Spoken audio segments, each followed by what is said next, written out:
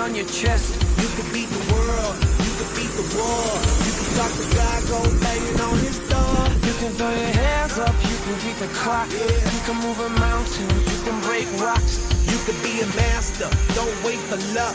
Dedicate yourself and you go find yourself.